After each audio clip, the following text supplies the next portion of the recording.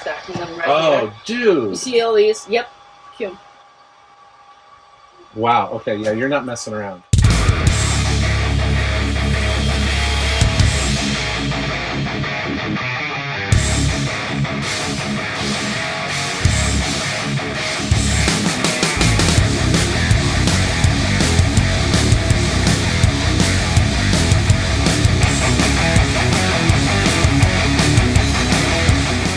Hey guys, Metal Jesus here. Today we're going to be taking a retro gaming road trip to Oregon State.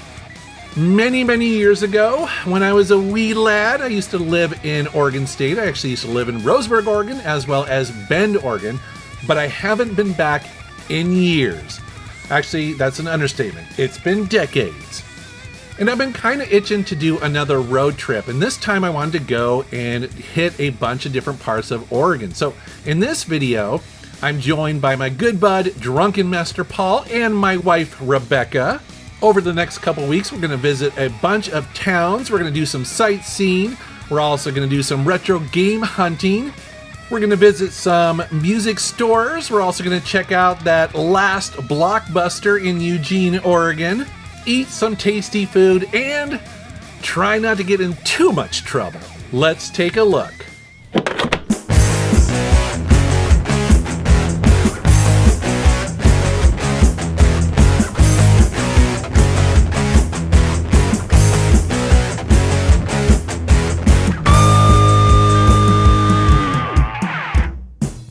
Our trip is starting in Seattle, and we're driving about 4.5 hours south down to Manzanita, which is on the Oregon coast.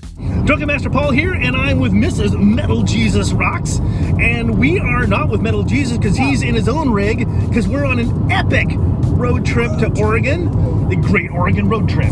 Ah! Oh, Jesus Christ.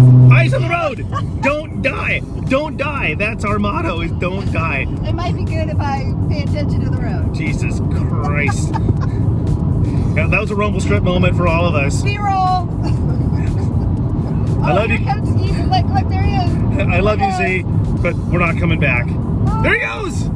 As we roll into Manzanita, some of you are going to recognize the Airbnb that we rented. That's because 5 years ago, I also rented this place. This is where the MGR crew came down and we hung out for a week, and it was cool to be able to get the same place for this trip. And as you can see, the view is just breathtaking. I love this location. I love this town, this Airbnb, and it was really cool to be back. I hadn't visited here in 5 years, and even though we're only gonna stay for a couple nights, yeah, it was great to be back. And the first order of business, once we dropped off all of our stuff, was to walk down to the beach and take in that glorious sunset. Wow. When we wake up the next day, again, this is the view when I open the sliding glass door. Yeah, pretty sweet, huh? Today we're going to be taking a little side trip up to a town called Seaside. Okay, so here we are in Seaside, Oregon, and I've been kind of talking this place up because I remember this place very fondly from my childhood coming down here. How long ago was that? I mean, I haven't been here in many years, Right. and it's obviously been upgraded, but I remember it as this cheesy little tourist trap kind of town. But I remember really cool bumper cars and arcades and shops with tons of like stupid ass souvenirs that we would beg my mom to buy us. So hopefully this will be a good time. And You've sold me. I'm on it. all right, let's go and find some weird Take a stuff. Here we are at the bumper cars, and I'm looking in, and it's everything I remember. I'm having major 9-year-old flashbacks here. I'm gonna die, aren't I? Everyone's gonna die. This is gonna be a smoking crater Yeah. by the time we're done. I haven't been on a bumper car in forever. Well, since the Fun Forest at Seattle Center, it's the last time I've been on one. That's right, yeah. Yeah. It's gotta Okay, go! let's do it.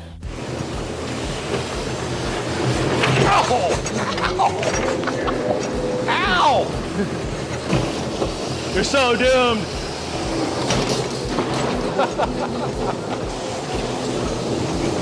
Sandwich! Oh, nice park job.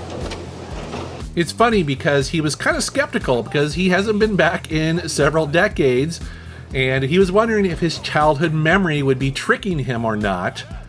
Well, I'm here to tell you, they did not disappoint. It was old school, man. These things are I mean, I'm not going to call them dangerous, but I don't think they would make them quite like this nowadays. No, hold on. Sorry, I didn't mean to do that. It's funny too, because when you look at this footage, it doesn't look like it's that dramatic, but man, they are powerful and heavy.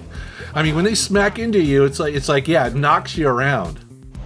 That was awesome. Yeah, this is epic, man. Wow. That was great. I racked my knee too, because I'm having to like squish in here. That was fantastic. That was fun as hell. We might have to come back Yeah. for these. We also checked out this little arcade that they had in there, and this is pretty neat. Again, I like seeing arcades in these small towns. It's funny because, you know, you thought the arcades were going to die out, 10, 20 years ago, but no, they are back, especially in places like this that have a lot of families. I think arcades work really well this way because, parents can go and have fun, kids can go and have fun. It's a very fun experience, a very positive experience. And so my impression of Seaside is actually pretty positive. I mean, I don't know if I would stay here because it definitely is very touristy and I'm looking more for something probably a little bit more relaxing. But if you are a family and you got kids, this is a great place to stay. You'll have a great time. You won't be bored. On the way back to the Airbnb, we swung by a small little pinball arcade very near to the house and kind of just hung out there for a little while. Paul went and he tried some whiskey at a local place there. And again, just one of those things where you kind of stumble into these mom and pop places for a little bit and kind of hang out with people. And like I said, play some pinball or some retro games. It was pretty cool. However, we're not going to spend a ton of time at this particular location. We're actually going to keep going down the Oregon coast and head over to the Coos Bay area. By the way, I was hoping you could settle an argument that I'm having with Paul. He claims that the color of my car is green. And the thing is, he's wrong. It's actually yellow, right? It's yellow. That's green. Depends on the sun. It's still green. What do you think? Now, I can see where he might be coming from because it definitely changes depending on the light. Like in the sunlight, it looks more yellow. But when it's overcast or in shadow, it looks a little bit more green. However, you decide. You tell me, do you think my car is yellow or green? Let me know down in the comments below. All right, moving on, we're rolling into the Coos Bay North Bend area. It's actually two towns that kind of run up against each other, and it's definitely the most populous area on the entire Oregon coast. About 16,000 people live when you combine both cities. And I remember my parents bringing us to this town as a kid. We'd come here on like a holiday weekend or vacation. I was probably about 9 or 10 years old. So it's been a while since I've been here, but I was reminded that it's a very sleepy little town, very blue collar. You fall in love with it instantly. When we arrived at the Airbnb, well, the house was really nice. But I gotta be honest, the view was a little disappointing. I mean, you can see it here where when we arrived, it looks out upon this huge, flat, kind of mud field. We looked at the photos online and we were kind of like, well, I mean, it's still pretty, don't get me wrong, but we were expecting a water view, right? So we drop off all of our stuff and, well, okay, we're gonna go check out the beach for a bit. We're gonna take a little bit of a drive and just see if we can find some views. And man, this beach did not disappoint. Check this out. Again, what a beautiful day, right? And just this beach in between these two hills right here with the rocks out on the water and the sun kind of starting to go down a little bit. Man, that is an amazing view right there.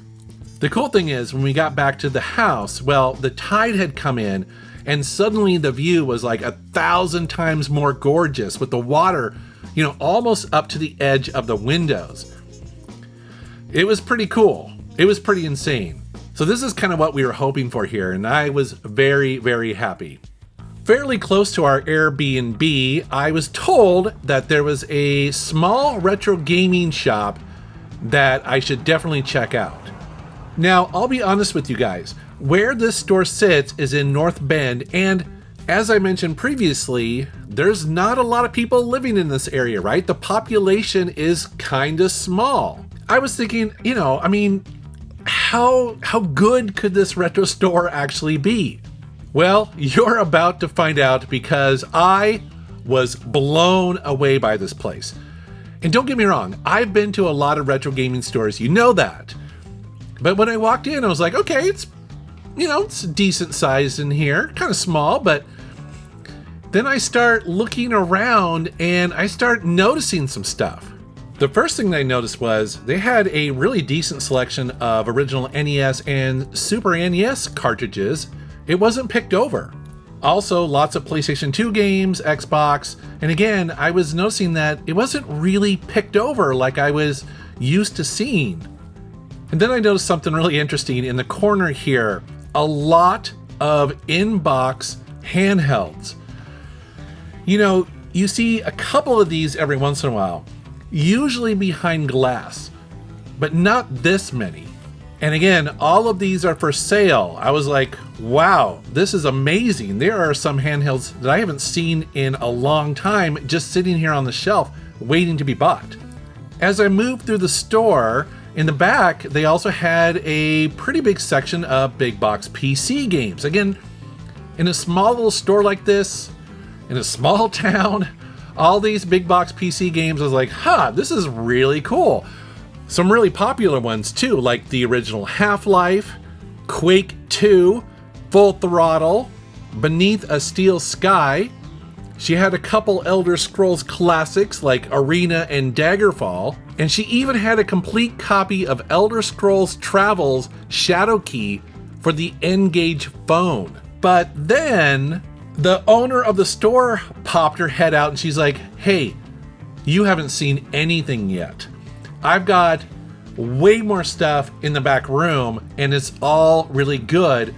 Oh, and by the way, I have another room that I'm working on that's going to be turned into like a museum at some point.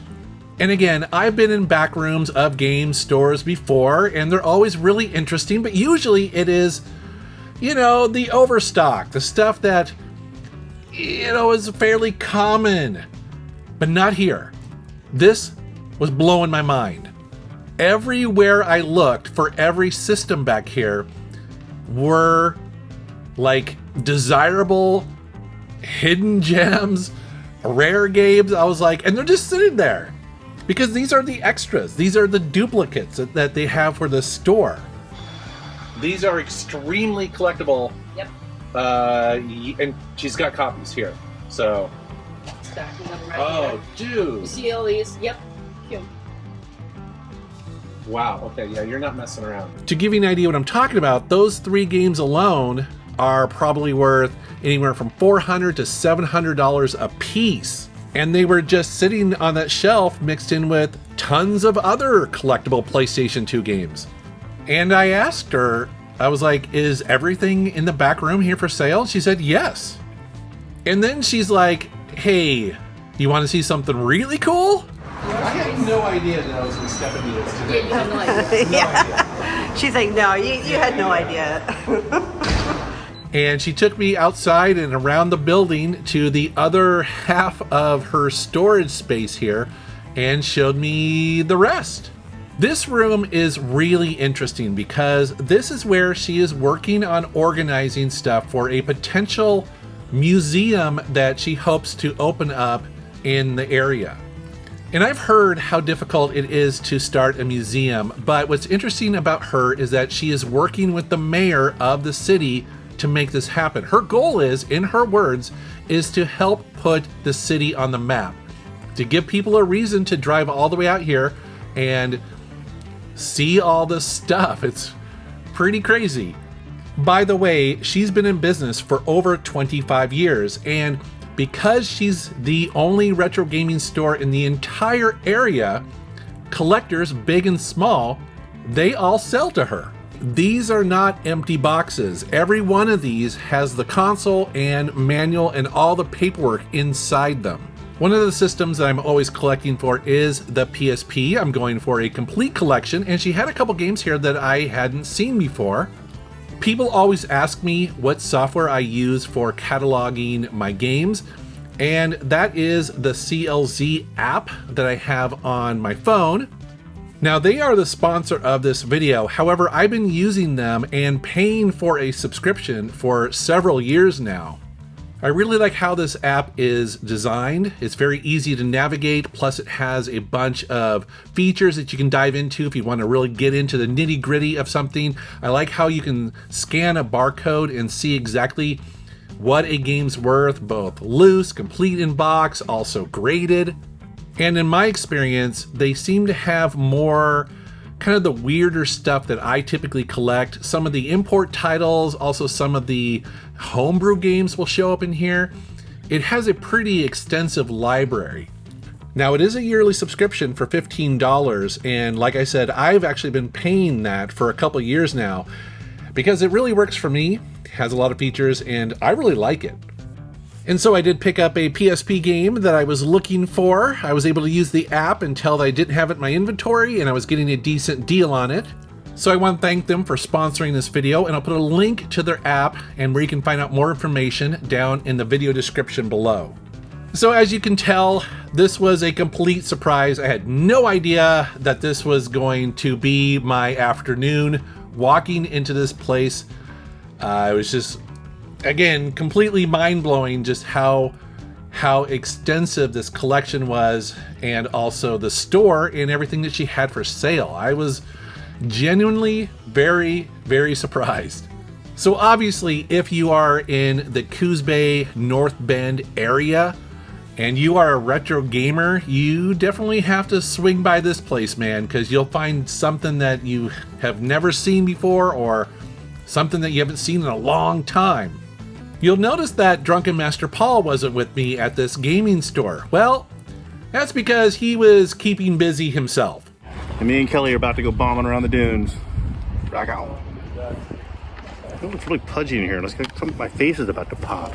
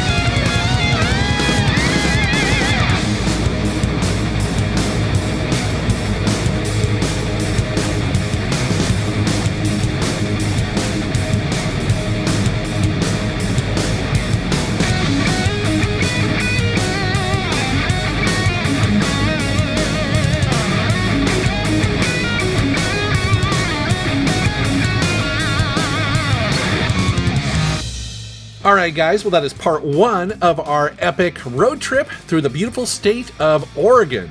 And I have 2 more videos coming to you very soon. In those videos, we're going to go to Eugene, Oregon, where there are several really great retro gaming stores, as well as an amazing music store. Plus, when people say that Goodwill is dead for game hunting, well, you're going to want to stick around for this, because the Goodwill in Eugene is packed full of games. And we'll be rolling through Bend, Oregon as well. We're going to see Crater Lake along the way, which is absolutely amazing. We're going to check out the last blockbuster on the planet. And there are 2 really cool retro gaming stores in Bend, Oregon as well. So you're going to want to be subscribed, because those videos are going to be coming to you very soon. All right, guys, thank you very much for watching. Thank you for subscribing, and take care.